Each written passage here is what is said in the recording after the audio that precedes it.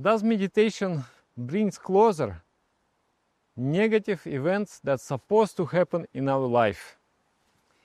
When we start meditating, we notice that events of life start to go faster. It's like the years are condensing. What we need to experience within 5 years, we experience in 1 year. Why does it happen? Meditation strengthens the mind. And the events, every event is like a medicine for the mind. So what mind can handle, it will happen. And the things, the situations, positive or negative, they are happening to us to cure us. What is the medicine and what is the disease? The disease is the defective attitudes that cause suffering in our life. And medicine is the different events, what is happening in our life.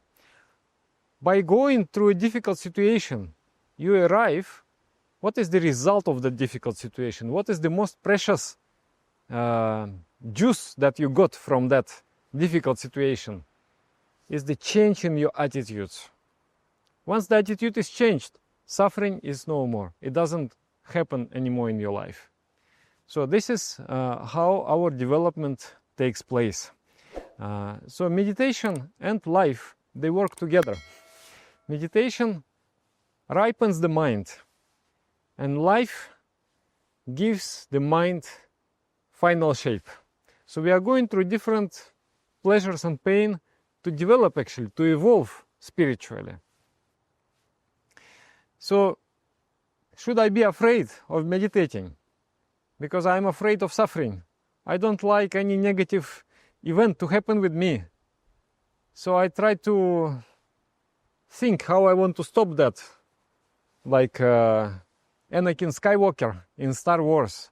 Oh, this Padme, he has these nightmares that Padme is going to die. So he's trying to control something which is not controllable. Something which is uncontrollable. And in that way, he acts in a very foolish way. Anyway, I want to give one metaphor to you. One friend of mine, great friend of mine, he is calling me, Sadananda, how are you? I said, Dadaji, I'm very fine, thank you. And how are you? Oh, Sadananda, I have this boil. You know boil? A furuncle. Very painful thing. And then he opens up the video call, and then he shows me, look at this, already 1 week. I cannot move, you know, when I walk I feel so much pain. Even the clothes, when it is touching, it is giving so much pain to me. I said, Dada, you need one kind of special balm to apply. Where to get this balm? I said, this balm, it will burst this boil. This is what you need you need some medicine that will help to burst this. So some people advise him in a different way. Some people advise him to take antibiotics to suppress it. But in my opinion, it's better that it goes out, it bursts. So meditation is like that balm to the mind. In the mind, there are many kinds of diseases, many kinds of sicknesses, expressed in the wrong attitudes, in the wrong beliefs. Those diseases in the mind, they're created by our karma. Whenever I go against the law of nature, when I do a harmful action, that distorts the mind and creates a particular distortion which manifests as a defective attitude. And that defective attitude will lead me to suffering, will lead me to experience suffering myself. So meditation is just like that balm. It ripens the pus, and that pus have to come out. So in that, is it good or bad? I believe it is good. It is better just to ripen it very quickly, come out very strongly, and be free, be healthy. In this very question, I find problem also. When a person asks that, oh, Is it true that meditation brings nearer to the present moment some misfortunes, some negative events that are supposed to happen in my life but much later? I see the problem in this very question because that question indicates fear. I'm afraid and I resist life. I don't want something to happen. But this fear doesn't help to stop the event. It's like you're trying to, there is a tsunami is coming, big wave, and you're trying with some magical gestures, stop that wave. It's not stopping, it is happening, it is coming. The tsunami is coming for you. So what you can do, and if you're afraid, if you are focusing on the fear, if you are resisting that event that's supposed to happen, is going to happen anyway. And if you're investing energy into resisting of this life, basically you're blocking your brain. What you should be focusing on? Okay, this event is going to happen. What am I going to do? On your actions, not on your resistance to it, but on your action, on your response. In Stoicism, there are two beautiful principles. One is premeditatio malorum. It means think about misfortune. Premeditatio means in advance you have to think about something negative that might happen to you. Today there is a confusion about what is positive thinking, what is negative thinking. People think that positive thinking is not to think about anything negative. And it becomes like a kind of suppression. You suppress your fears by not thinking about it. Positive thinking is not like this. You allow your mind to wander and to understand that this negative event may happen, this may happen. Rather, you intentionally think about it so that you can prepare for it, for this event. So this is called premeditatio malorum. Make your inner fortress strong. What kind of actions I'm going to take in that kind of situation? This is the proper attitude. What is negative thinking? Negative thinking is when in good situation you only see the negative sides. You don't pay attention to opportunities. You only pay attention to difficulties, to obstacles. No, you should in every situation, in every negative situation, you should search for chances and opportunities. This is how you use your brain. Tsunami is coming. What you are going to do? Take the surfing board and surf. Life is unstoppable. It is foolish to believe. It's very egoistic also to believe that you can stop life. Life is happening. It's just like a tractor. It's moving. You are not stopping it. You are not going to stop it. Whatever you do, you are not going to stop it. So what you can do? You can sit on the tractor or you can surf on the wave. Develop trust to the ocean. Did you see these surfers? How beautifully.